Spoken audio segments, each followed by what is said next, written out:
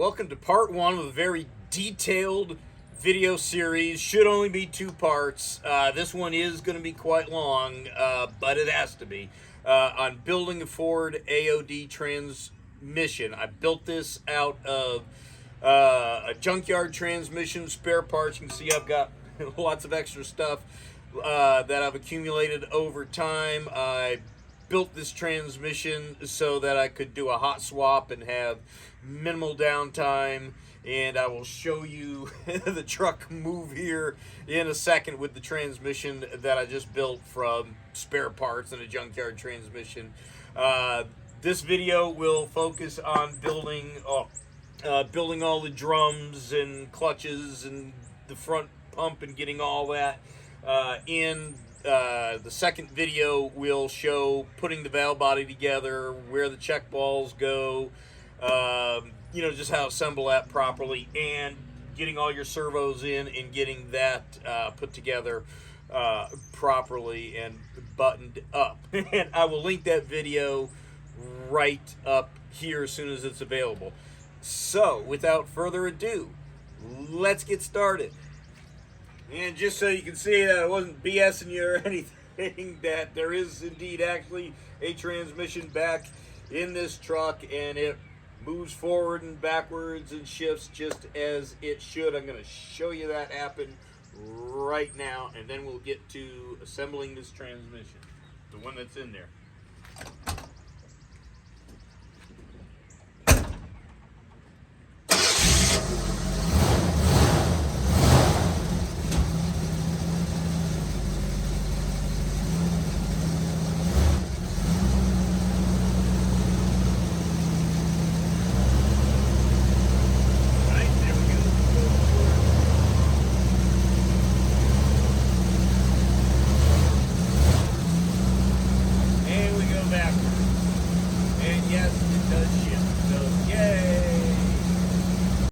This video is going to be a budget build of a first generation Ford AOD fully mechanical automatic overdrive transmission.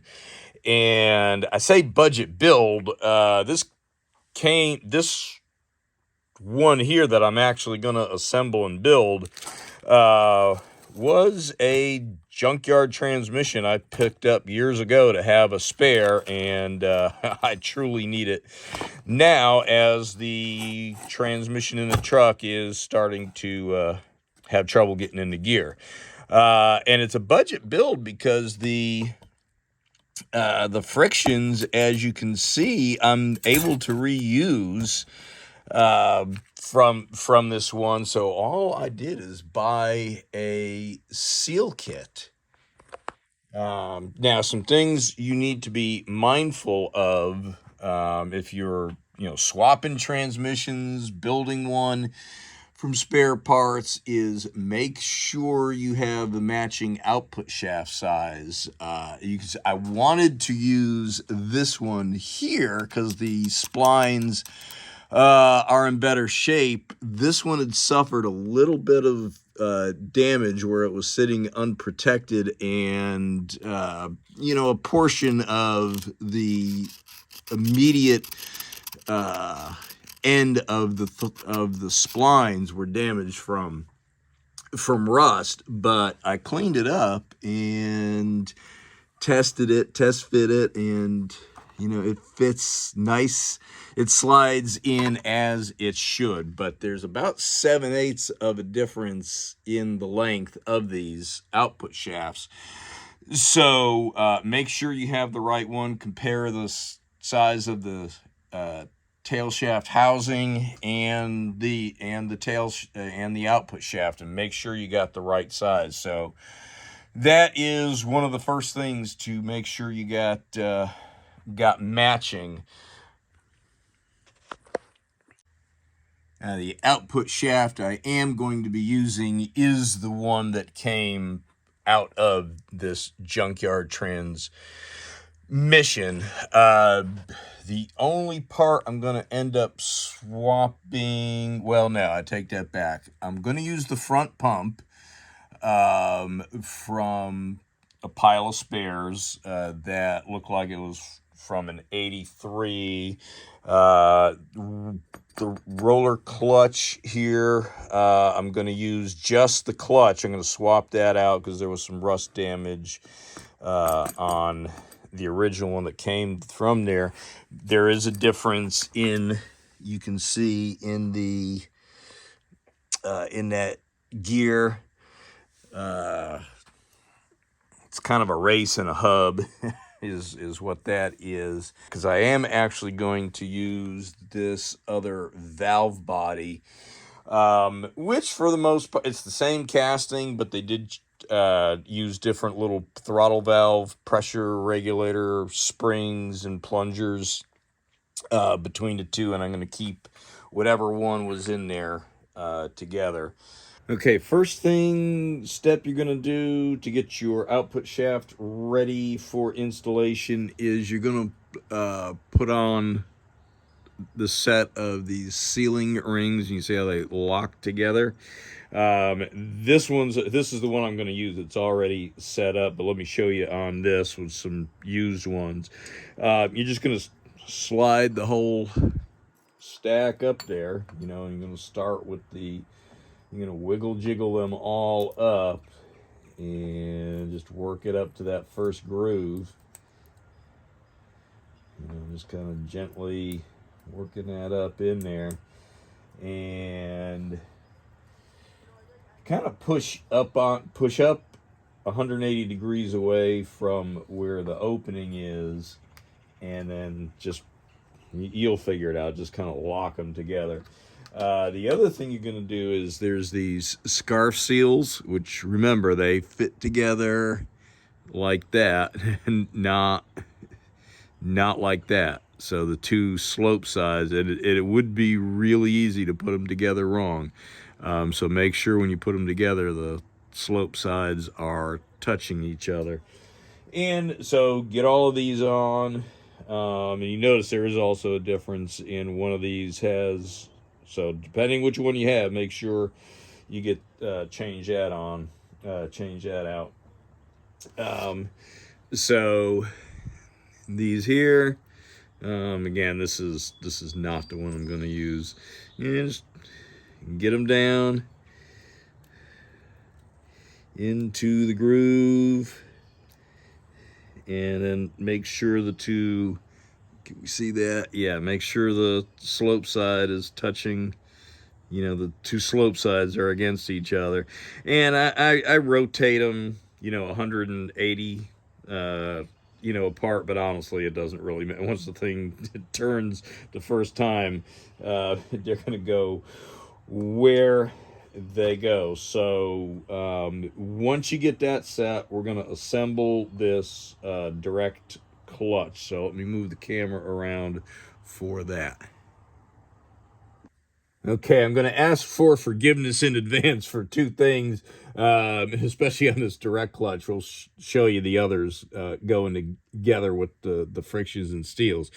If you've never worked with these lip seals before, and honestly, I haven't built a transmission in 20-something years, and in fact, it was the one that's in the truck right now that won't go, or is having trouble getting into forward gears, or at least into drive. I rebuilt that a gazillion years ago, and at the time, I did have the proper actual lip seal tools to push build these clutches.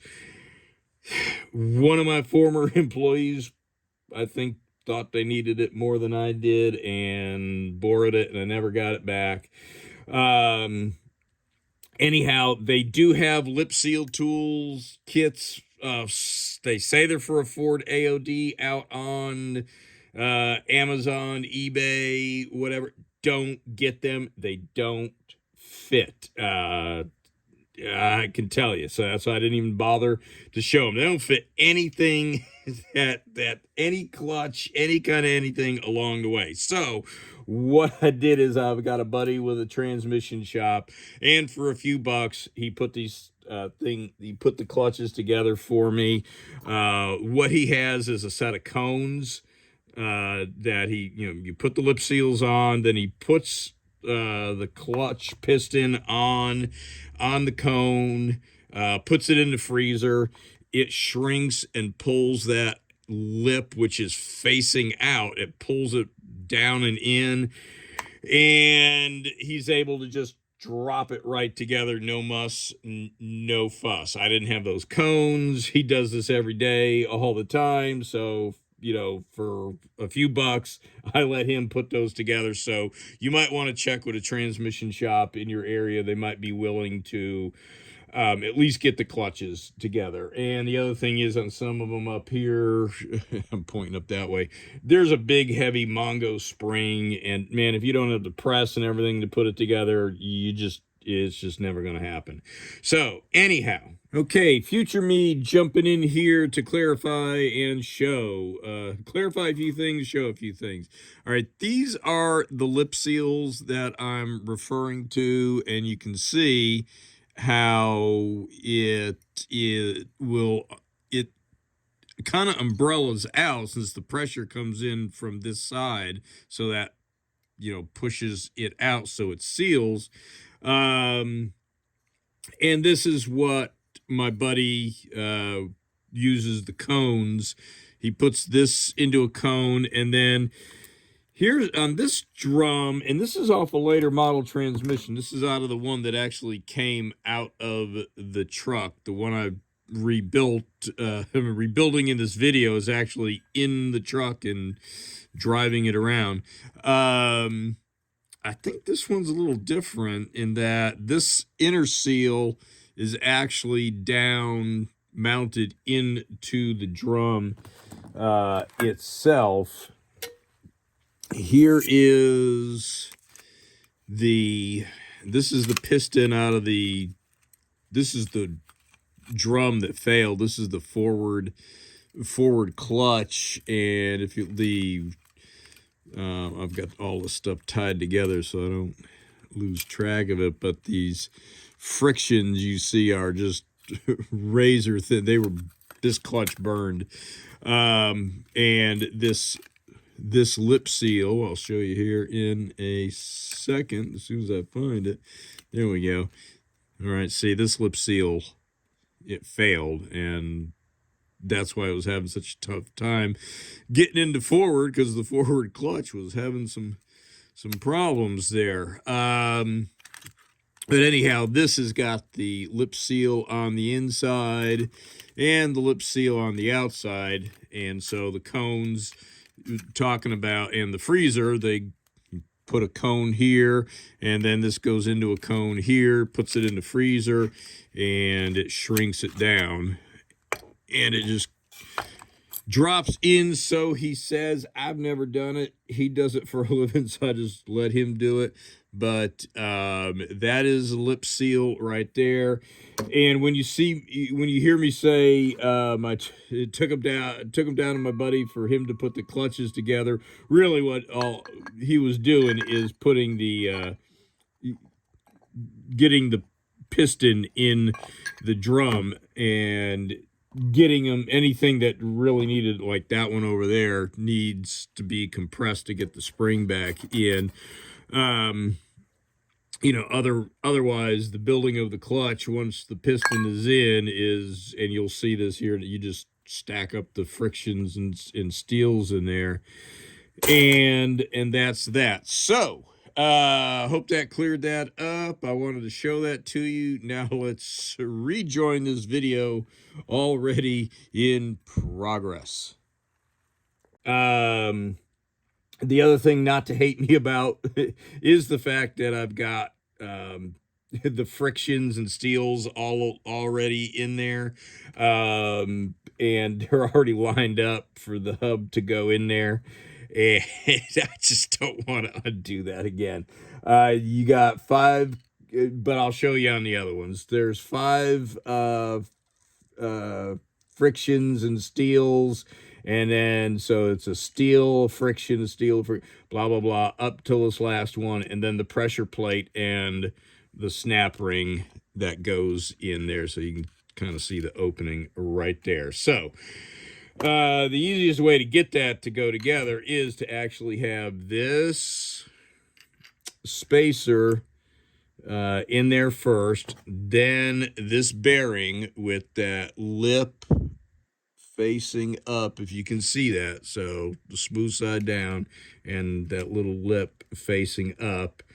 Put that in and put the hub in first, and then you can drop the you can build it with this in place and the frictions and steels. And I'm trying to lean over and not get in the way of the camera, and of course this should drop right in, so I can't. There we go.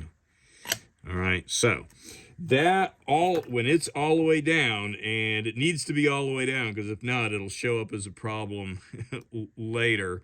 If you go down to the first, if you've got brand new frictions, it's about 450 thousandths, if that's showing up right there. So you got that together. Next, we're going to put our whole direct output shaft, inner hub, direct clutch. We're going to put that all together. So let me get set up for that.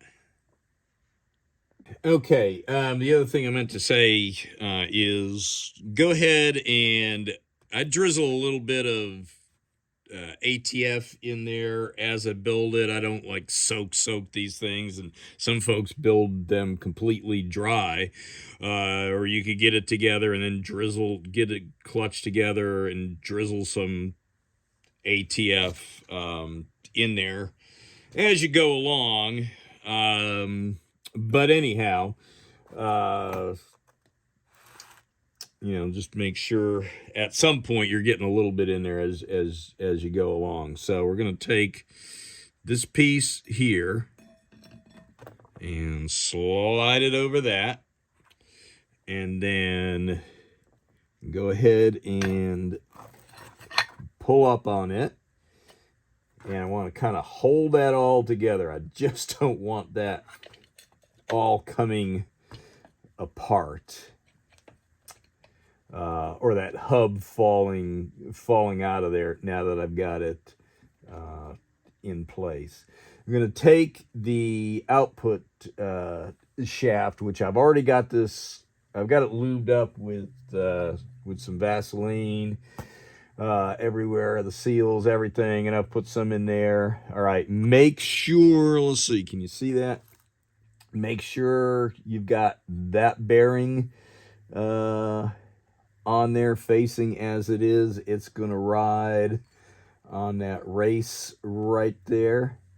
So let's go ahead and get this together. I'm trying not to get my shoulder in the way of the lenses. And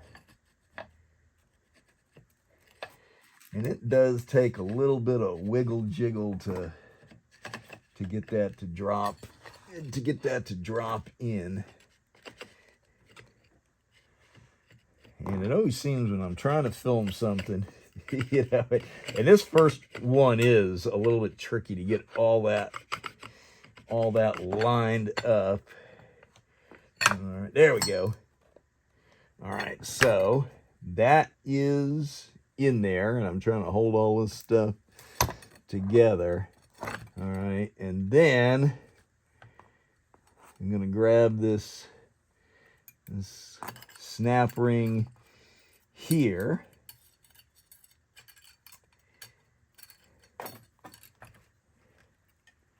And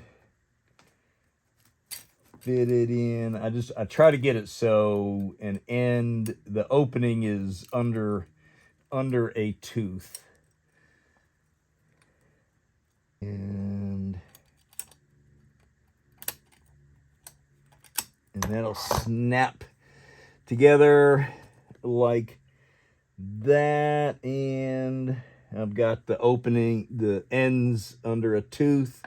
So next thing we're gonna do is get ready to drop that down into the abyss that awaits over here. So let me reconfigure for that. Okay, first part's getting ready to go in the transmission.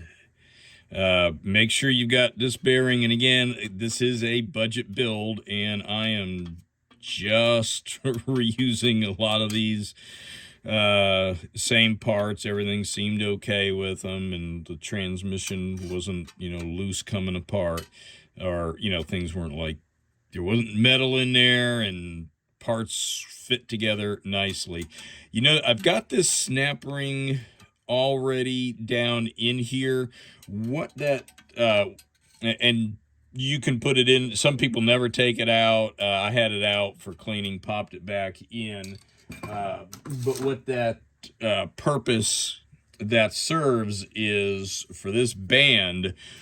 When you get to this point, when you drop that band in, it's just really for assembly, so that this band doesn't fall down during assembly. It just rests on that shelf like that. And you could honestly have that in, you could have that band in already, but chances are you're going to get hung up on it. But you are going to want to use that band to check how deep the to make sure the planet gear is all the way down. So I don't know if this is gonna show all that well. Anyhow, I've got everything already lubed up on here, but I'm afraid the camera is gonna be in the way, so I'm gonna move the camera so I can have the space I need to lower this in, and then we'll come back. Okay, I moved the camera because I did want to show that going in. So I'm just gonna drop this down and let it rest on an inner slope. So let's see, is all that showing? Yeah. So what I want to do is, and the tripod was absolutely in the way of where I needed to get under and hold and grab this. So I'm going to hold this as you see.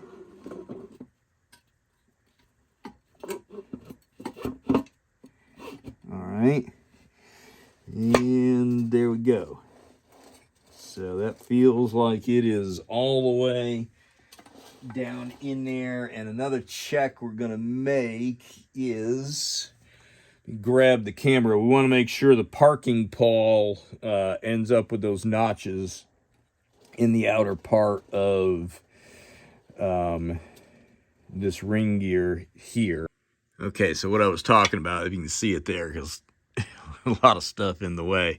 But here's my parking pawl, and there's that tooth, and that needs to fit inside. You can see that rotating right there, so that needs to be all the way down, and it's turning nice and smooth. So, and all that looks proper right there. There's just some dirt on there, a little bit of rust, residue. I mean, it's clean. The governor goes there anyhow, so that's not a race or anything. And if I don't think I mentioned it before, make sure all your passages are blown out clean in every which way and direction. Boy, that does look terrible under the light, doesn't it? But again, it's in a spot where it doesn't matter. That's where our speedometer gear goes. And I'll wipe all this back down. So back in here, you can see that's turning nicely. That's turning nicely. We know that's all together all nice and good and properly seated. So the next thing we're going to do is get that planetary gear assembly in there, and the shell. And actually, you need to take this, put these in separately, and then we're going to use the sun gears to work it down and into place. And the top of the shell, when it goes in, needs to be just under that groove right there for the big snap ring with the curved ends to go in it. So let's get the camera on the tripod and get that back in there. Okay, I know that camera angle isn't showing everything, but I need a place to work. Again, if you haven't already got this ring in, this snap ring, go ahead and get that in there now. And make sure you have the opening of it across where there's a big ledge, like right here. You don't want it out here where it's, you know, flapping in the breeze and has nothing to support it, because then it would just, you know, dive down. You can see there's a big open area here with nothing to support it. Okay, so we can see that our planetary gear is not all the way down. Again, it needs to be, if you can see the band right there, it needs to be level with that. So the easiest way to get that to drop down is go ahead and grab your direct shaft here and just kind of, yeah, you see that? Just do that and it drops right in. So now we've got this top of the planetary assembly level with that band. All right, we want to make sure that band is in place, and it's working out where I have a clearance to get through the engine stand that I've got this bolted to. So I've got a long screwdriver just pushing in to make sure that this band is up against its anchors and that, you know, it will move and lock down on that. So, all right, so now we've got to drop in the outer shell, which has a cutout to clear that. All right, and it is not going to want to go in all the way either because of that one-way clutch in there. So we're going to go ahead and grab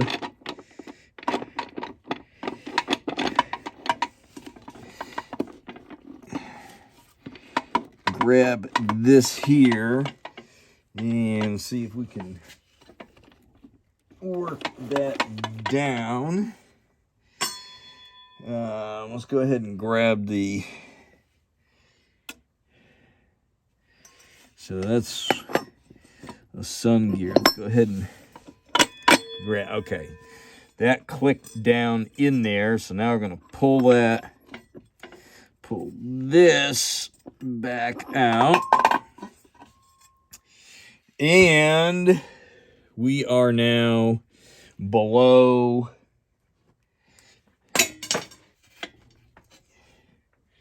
So we are now at the point where we can get the snap ring in there. First, we need to put in the anti-clunk,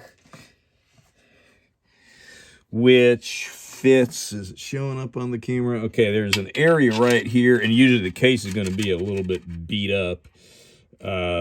So we're going to put that anti-clunk down in there with the little fingers facing out like this. So that will be next. Got my anti-clunk poised and ready to get pushed in. If you're wondering where that is, This is the top of the transmission. Is anything showing? Also, let me zoom out. All right. Still not enough. All right. So there's the top of the transmission right there, or up, or whatever you want to call it.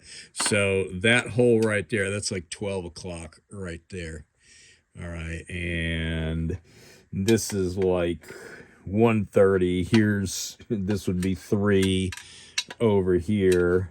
So that's like 1:30, 1:45 right there. So again, I've got it poised and ready to go in, and it's about the only space it will fit in.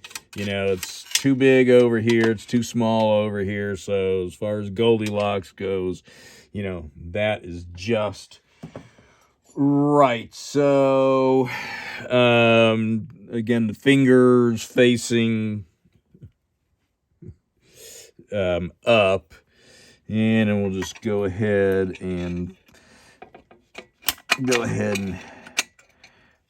coax that down in there. And sometimes there might even be like a little wear hole. All right. Got to be down below that ring. Let me fool around with that to get that. I think it's hanging up on a previous wear hole, so let me monkey around with that, and then we'll come back. The anti-clunk seated in there properly. It needs to be below that groove for our big snap ring with the curved end.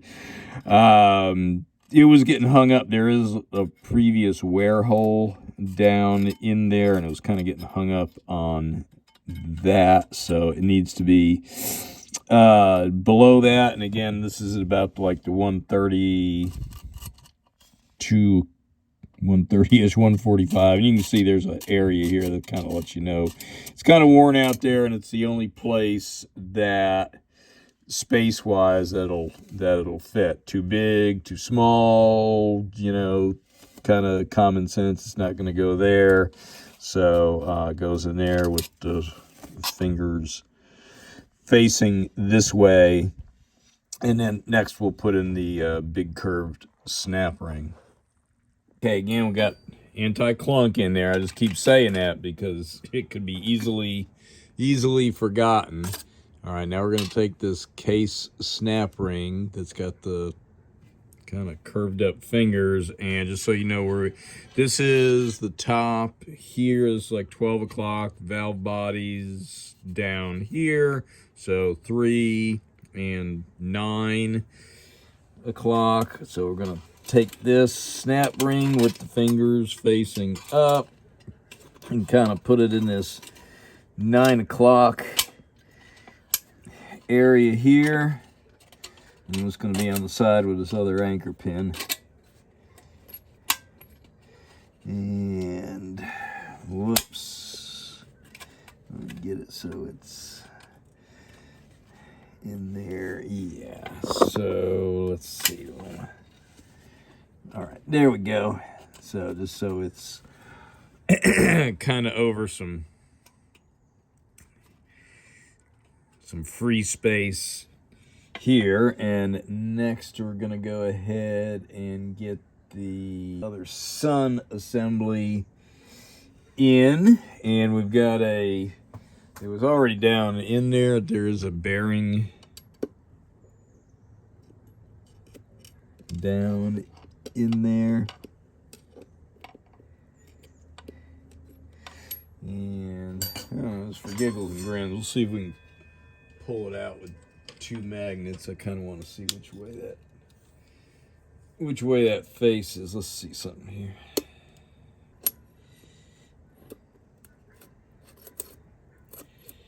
All right, so yeah, that's something I want. It's handy to have the 2 magnets. So the just so you see that bearing that goes down in there that I just pulled out, that lip faces up. So boom, in goes that, And then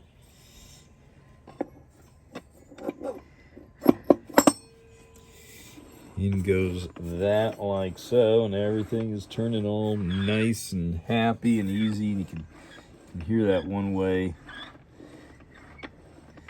clutch in there. So we'll get ready for the next assembly.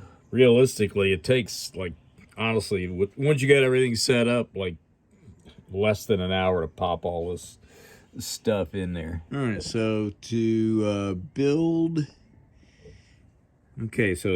our next assembly, we need to pay attention to that bearing here. So there's that right there. Now this bearing right here only correctly go in one way. So you can see it rests nice and flat this side down, and then this hub goes on top of it. You can see that, you know, that turns properly. If we put this in upside down,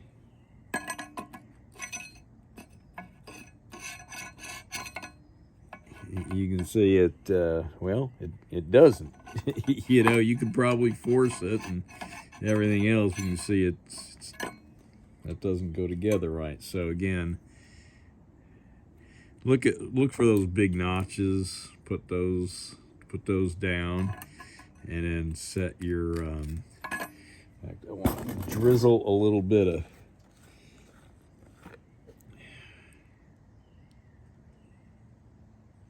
Whoops. I was trying to get the.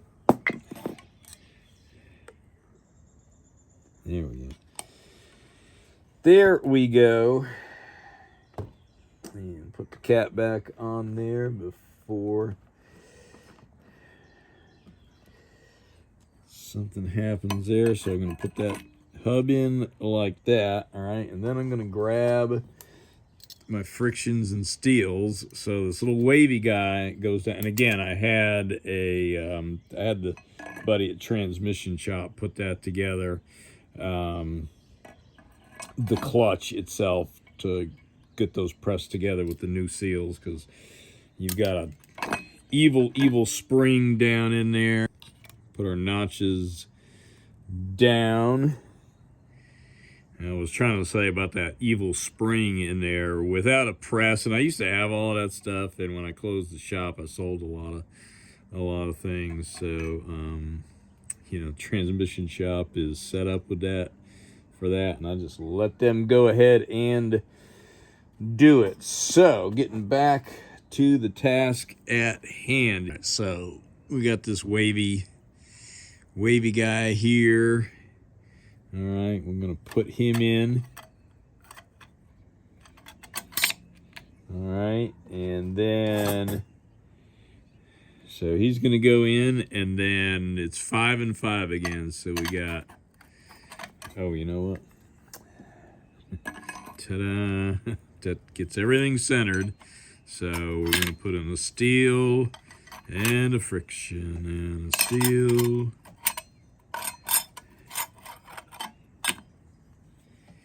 And a friction and a steel.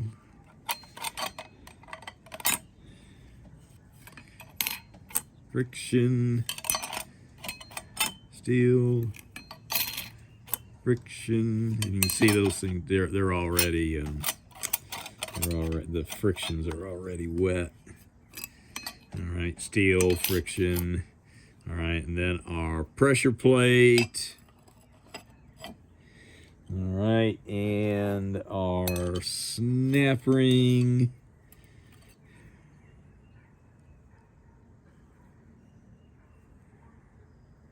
So I want to check that. Sometimes there's a difference, you know, there's a tapered side, and that seems to be the same either way.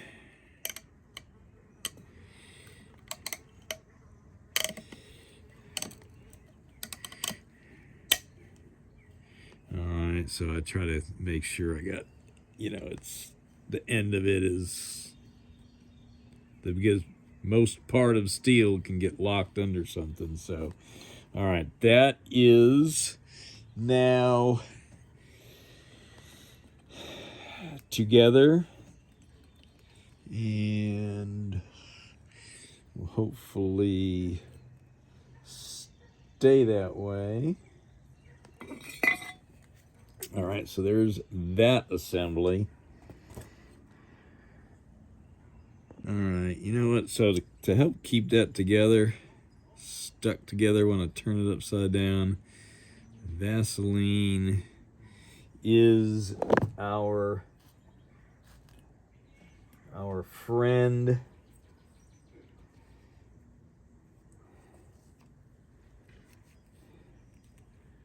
Get the transmission fluid off of it because that'll dissolve it. All right, so I'm going to put this guy back in again for the 400th time.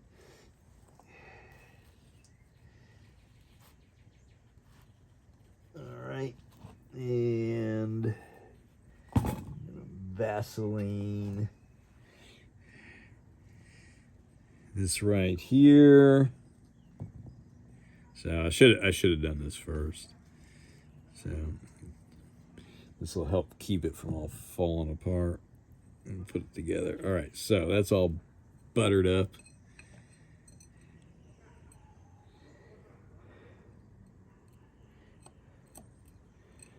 And kind of defeats the purpose of having that hub in there when I was dropping the frictions and steels in there.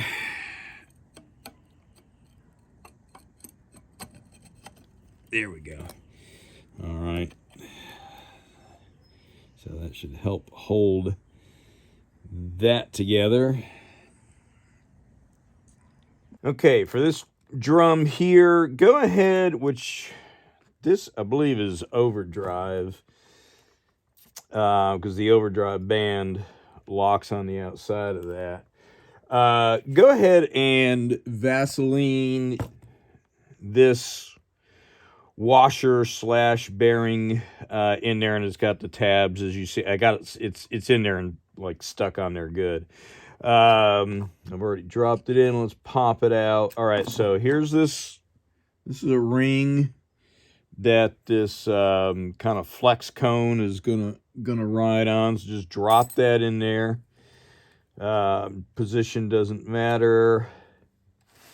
All right, then we're gonna take this, and we can see it's cone shaped, and we're gonna have the fingers facing down, so the cone is gonna be towards the front, and wherever the get one of these little cutouts in so that your gap in the ring is exposed. I'm hoping that's showing. So don't put the fingers on the gap. Have that open the gap in between one of the cutouts there. All right, then this wavy gravy kind of snap ring. All right, that guy goes in.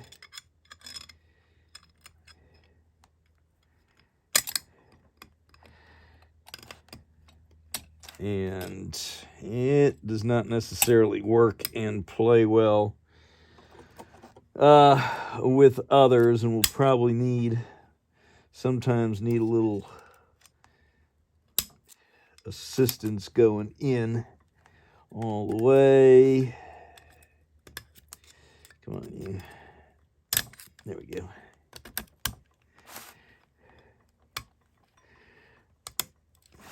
All right, just want to make sure that thing is seated all the way, and so it's not in this case. So grab a little drift here and see if we can tap that in. If not, you'll get the idea, but that needs to...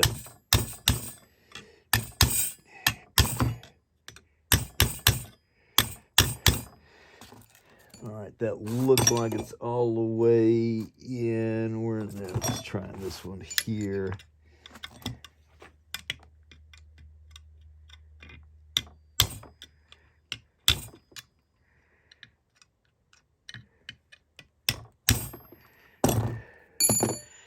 All right, no, I don't like it over here.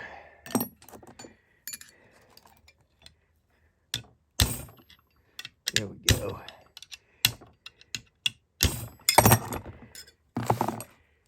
And I don't like it there. So, yeah, this thing is tricky. It'll lead you to believe it's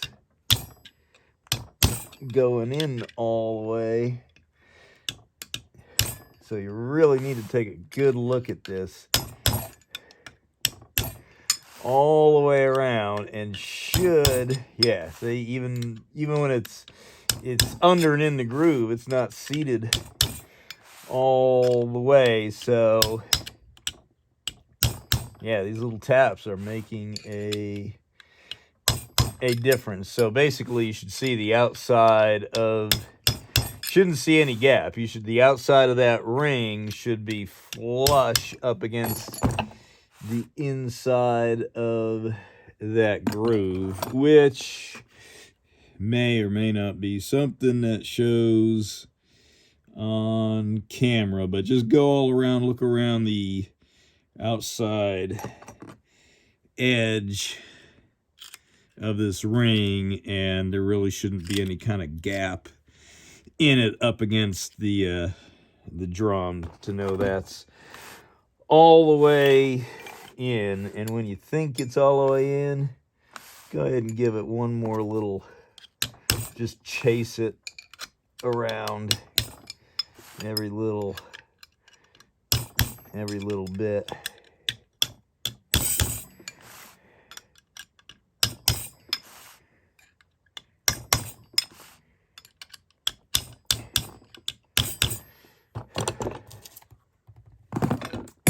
All right, so now we're going to take this pressure plate here. All right, let me show that one more time. So it's got that little Humpy Dumpy on there. That's going to go down in there, and then we're going to put our 1, 2, 3, 4 frictions,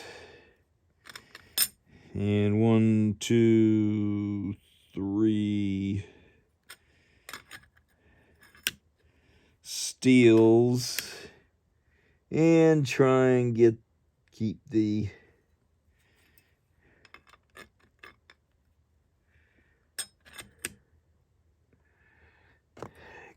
little, try to get it lined up as much as possible.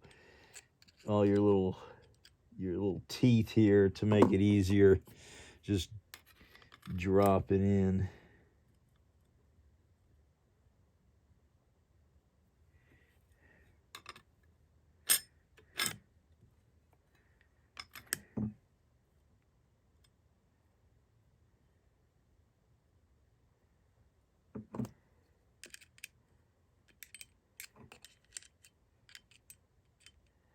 So I'm just checking to see that these teeth are lined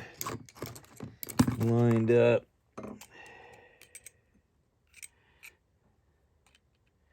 As good as possible.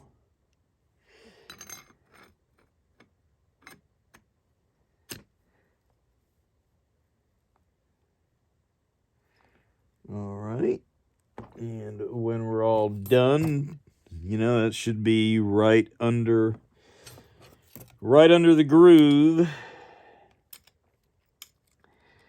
That helps you got the right amount of frictions and steels and all your spacings working out good. And that one kind of snaps in as it should. And so now that is ready to place down on your larger assembly.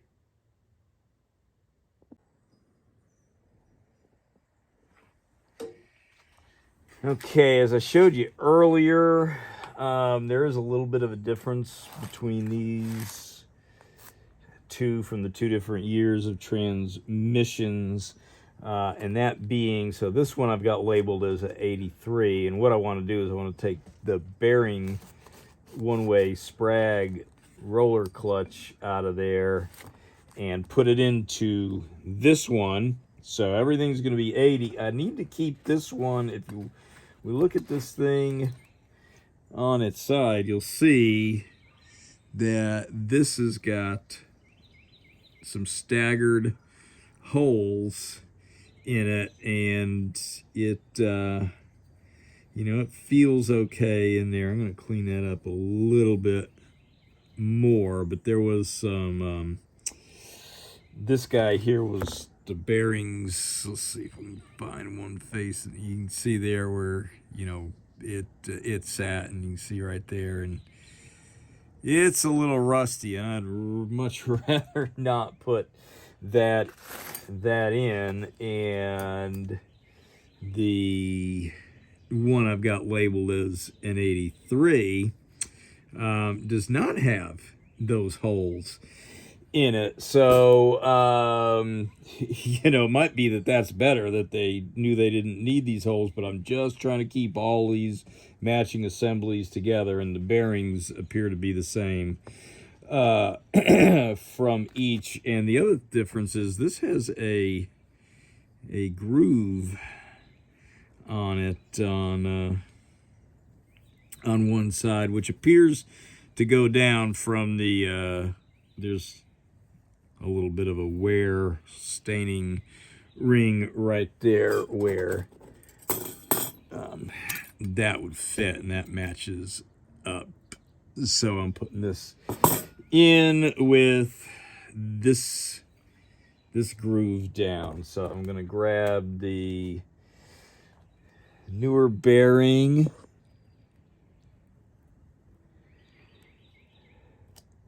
or the, yeah, I guess it is newer and less bad. So that's fit on there. And, you know, I'm just going to clean that face up just a little bit more, and then we'll slide that on there.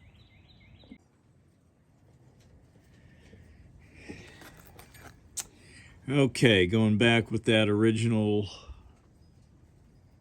race ring hub, whatever it is. Again, I think it's important to keep all the, because we are dealing with a difference in years, to keep all the stuff that was originally together. So a teensy little bit of pitting in the all right, you can see there's our one-way clutch. So a teensy bit of pitting in the race, I mean teensy weensy, is, you know, if you got to choose between the lesser of two evils, you don't want bearings in there that look like that. And again, this is a junkyard transmission. It sat around for a long time. It was only kind of sort of protected. All right, so next we're going to put this bearing down in the transmission and get this assembly in. And I will probably turn it sideways because I want to keep all this together under here. Oh, I need to put all this on here too. So let me get that together. All right, so we're going to put this over our one-way Sprag clutch, and then we've got this snap ring here.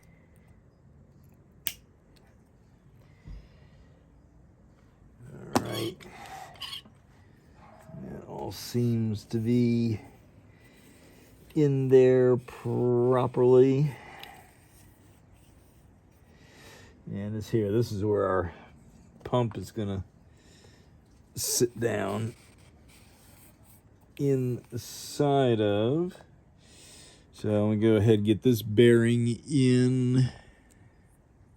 Here we are. Let me go ahead and get this bearing in, lip down. I'll move the camera for that. This one this bearing, the lip goes down. It can really only go that way because there's the matching splines for this are in the bottom of that hub, and it won't go in. So I am now going to turn this. I'm going to tilt this on an angle so I can keep that whole assembly together, because there's all those frictions that are lined up in the clutch packs and then the hub, and I just don't want all that stuff falling out. So let me reconfigure here.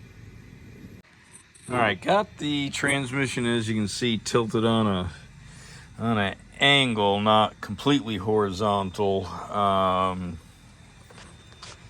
Maybe 20, 30 degrees. So I can get this assembly down in there without my hubs and everything coming apart. And once it's kind of down in there, then we'll go ahead and flip this up. But I won't be able to show the first part of that because it would just, I'd be in between the cameras. So let me go ahead and get that set up. All right, so just to give you an idea, I am gonna see, I've got this on a rag, which is pushing up and keeping it all together. So when I lift this up, I'm gonna hold this under here and hold this all together, because this is gonna want to come apart as well. And then get it in there on that angle, and then go back to vertical. All right, that went in there nicely, turning it on the side. Everything stayed together. I was able to scooch it in, and let's see, I don't know what you can see from up there, but there are, there's some tabs and slots that need to come together, and they did. So this all, seems to work properly, turn nice and easy, nothing's binding. The one-way clutches are working, so I can turn this clockwise from the front, the way the engine would normally turn, and it won't turn that way easily. And this clutch, one-way clutch, is working. There goes Mr. Diesel. Man, I hope he stays gone for a good long time. Okay, in this last assembly, you can set it, straight down in there vertically, as opposed to turning it on its side like I showed you. You do have to do some wiggling and jiggling to get these tabs. Let's see where there's some better light, over here, to fit in to those slots there. That's why I just turned the thing almost horizontal, but you can get them to set in there. So this should be our and this is our overdrive. So then we're going to put that drop our overdrive band in there, and then drop in the servo, or push in the servo from the side. This is our overdrive band, and it can go in either way, and this one's like new. And I'm gonna go ahead, that's showing on the camera, I'm gonna put a screwdriver in it, and a flat-bladed screwdriver, and put a little bit of twist on it to kind of hold that in place. And it goes up against there's an anchor right over here, so let me grab the camera and show you that.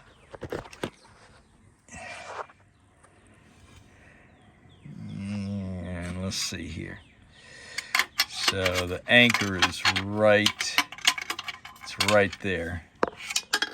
You can barely see it. And of course, if I do anything with this, there it is. You see it? All right.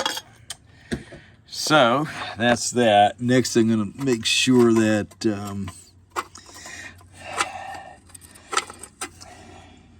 Actually, I'd like to get that servo in place, because that band is going to rattle around. So I want to get that servo in place. All right, well, that servo for the overdrive is in. It wasn't too bad, but I had to stack up some stuff, a gear and another little piece of wood and my pry bar to push it in, but had the O-ring in place and or the snap ring in the hole there, and just pressed in, nice and easy, but had the right amount of resistance you would expect for the sealing along the edges. So that is in and holding against the overdrive band, and the reverse band, I will just do the servo. I'll just do it when it's off the and I need to get that hooked back up here. I'll do that when it's off the stand. I'm not worried about that one bouncing out of place. We are getting so close. So on this clutch pack up front, we're gonna have our big pressure plate's gonna go in first, of course, because that's the only way. Oops, I bumped the camera. It'll work. So you put that guy in, and then what I want to show you here, let's see if it shows on camera here or not. The steel that's up against the clutch piston, that's right on the back of the front pump, that one should be thicker. The one that is up against the actual piston on the back of the front pump should be thicker than the other. So two thin ones, the same thickness, and then the thicker one. And that kind of makes sense. It kind of acts, it's like a pressure plate itself. So you get these guys in there. There we go. All right.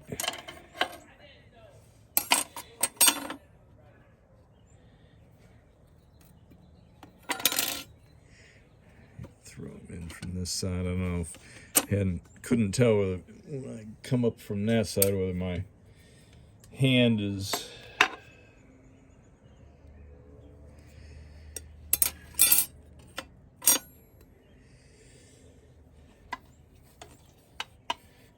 that one's got a little bit of surface rust where it was just sitting. So I'm gonna clean that one up, and then you get the idea. We'll just finish stacking these up, and then we'll take a look at getting the front pump finished up.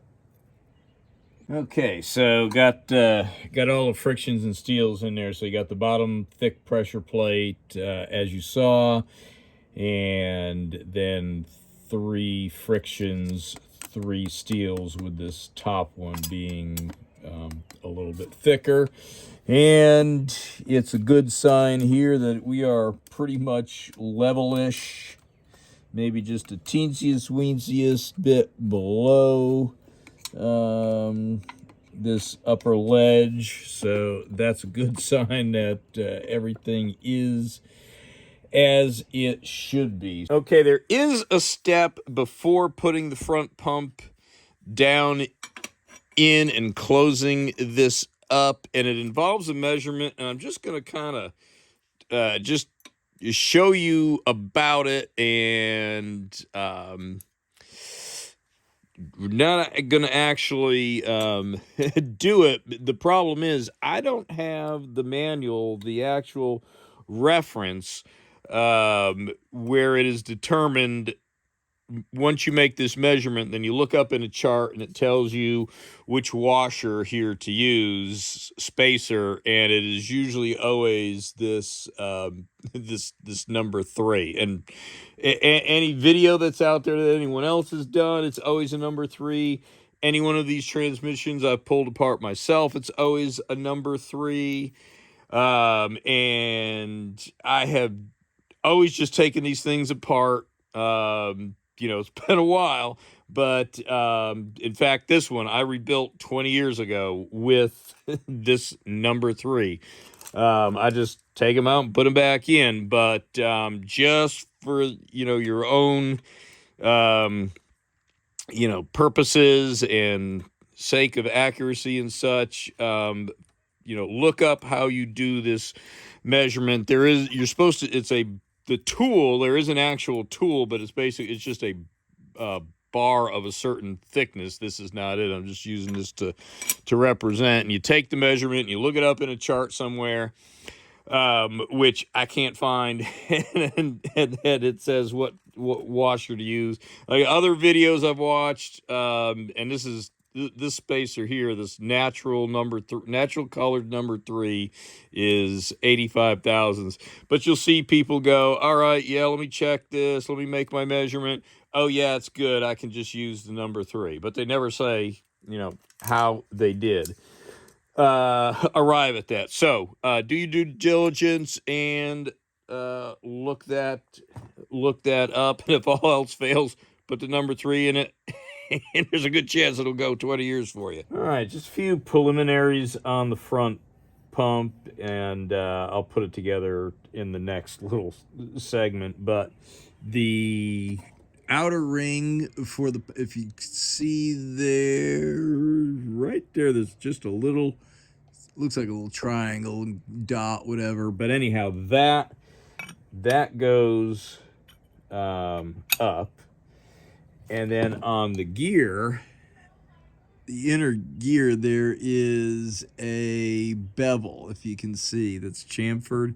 So one side is flat, sharp edge, and the other side is beveled. Bevel goes towards the torque converter. All right, so that fits in there like that. And then I'll drizzle some fluid in there. Make sure, and if you haven't already, change your seal. Make sure you got your new seal in if you haven't done that already. Get your new rubber ring around here. You know, have this all cleaned first, wiped down. Also, I like to, you know, wipe stuff down with lacquer thinner because it, you know, it just evaporates so quick.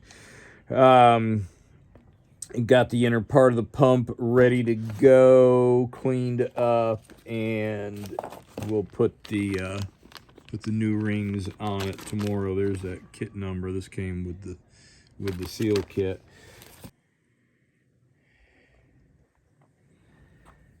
All right, so I'm gonna put your inner pump housing in here, and it only goes in one way. Should be about like that.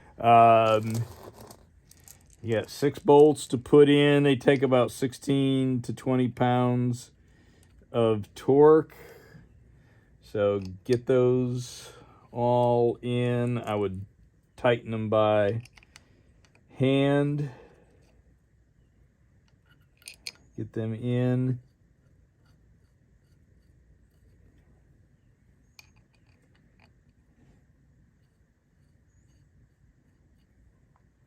All right, tighten those down.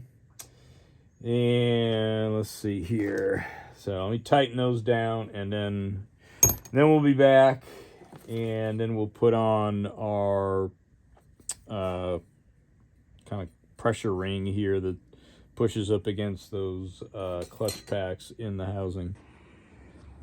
Okay, getting these rings on can be a bit of a challenge, and they are razor sharp, so trying to do them by hand, and even with gloves. It's just, you can't grip it in all the places you need to. So what I'm using here is just get a, this clamp works like perfect for it. Get the groove, the locking groove kind of centered in there, and then have the clamp up against the ring, so it's holding it, squeezing it in and pushing it as far that way as possible. And then what I'm going to do is we're going to get one side pushed all the way down, so we'll angle against the clamp and get one side to go all the way in, and then we can kind of hook. One has to be in so the other one can jump over it, so those two hooks can grab, and there's no way it's going to do it any other way. It won't do it inside the groove. So let's see if we can capture this on camera or not. All right, so, all right, there we go. I pushed that one in, you heard it click, and then that one jumped in the groove. So do that with your other two, and then let's get to finishing this pump up. So that method with the clamp and the screwdriver works great. I mean, it pops right on. With these end ones, you're gonna need to put your finger up in behind there to hold it, because you can't get this up as far. You lose the good squeeze on it, and then you just do the same thing. You get that up about halfway, and then you just push on one side, and the other side just push this side in, and then this side just jumps right over it and goes click, and it's in. So yay, done with that aspect. Okay, placement of this piston does matter, as this hole right here is a air bleed hole. So you see this little, what you pump together is the easiest way to get this in position. It's bleeding air, so it's best that it's actually up top or somewhere in this area. I would say just use this as a place to line it up. So this is the top of the pump when it's assembled. This is down at the bottom, like at 5 and 7. Those two areas there. So and then that little notch right there, that is where our washer is gonna live. That we'll put in, we'll stick in there with some Vaseline.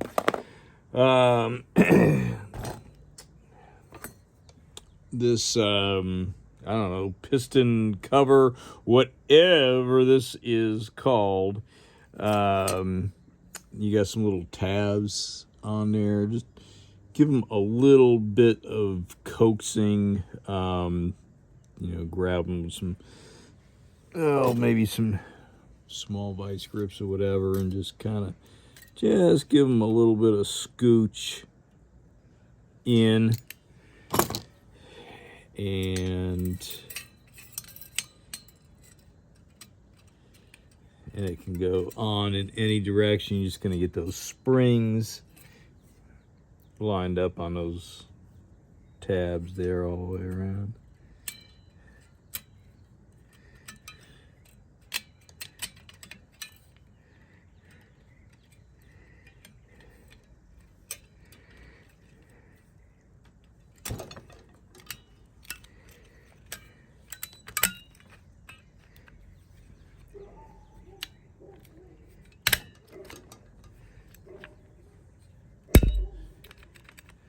So, there we have it.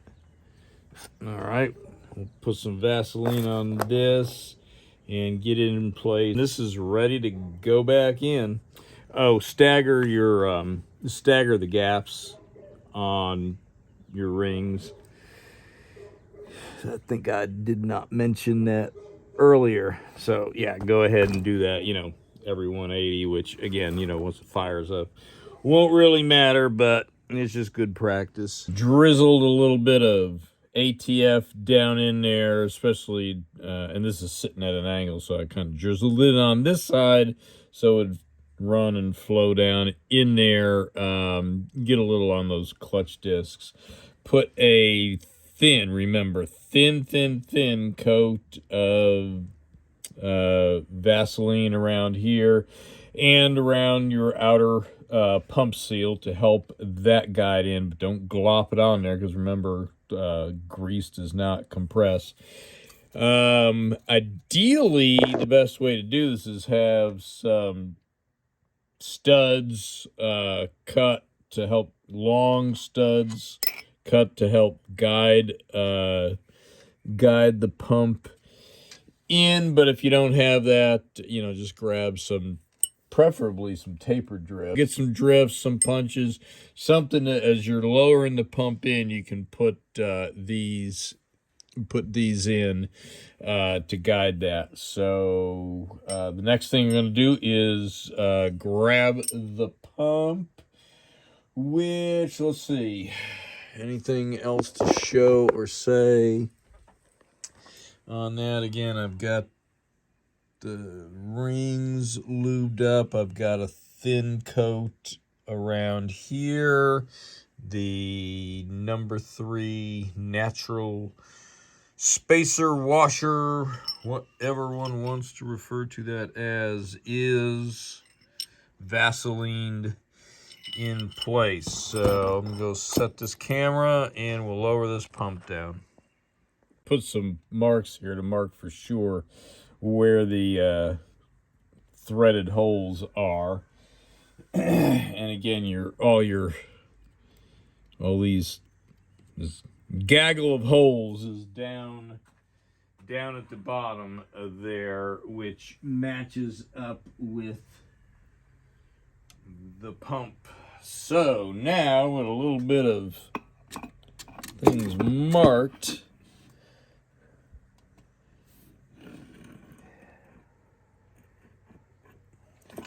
all right, so let's see there. I'm just going to see if I can. Now, I do need to put thread locker back on these, but I just want to see if I can, just for guiding it.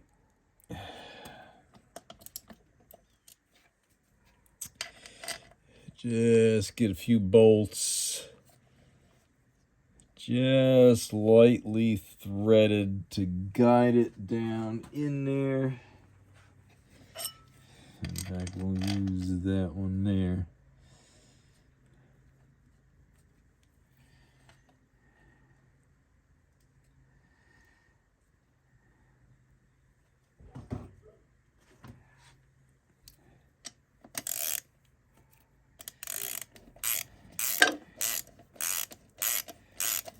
I'm not going to use the bolts to pull it down. I just want to make sure that that was turning.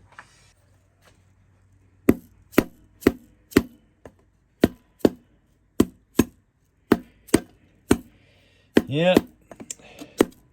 That sat in there all happy and nice. So now we'll put some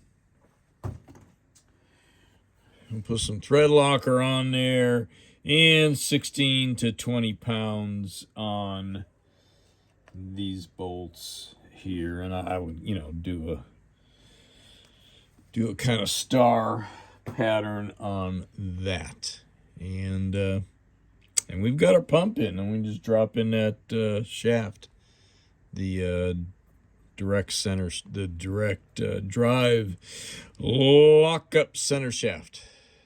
Okay, something to be aware of, there are long and short versions of these bolts. Make sure, and it might vary from case to case, but make sure and use the long ones, because the short ones will, the camera around here.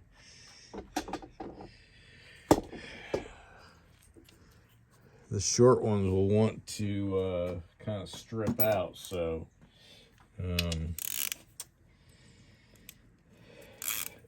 you know, right when I start to get right when you start to tighten them down, the short ones will want to strip out. And I know too well the feeling of steel bolts, especially head bolts, into aluminum threads, which is foolish. Why they don't put steel inserts in here like they do in aviation is beyond me. But, you know, go around and, you know, tighten those. Hit them with, you know, if you do this all the time, you know the feel. You know when to stop. But 16 to 20 foot-pounds is what's recommended for these metric Newton meter kind of bolts. So, all right, that's enough for today.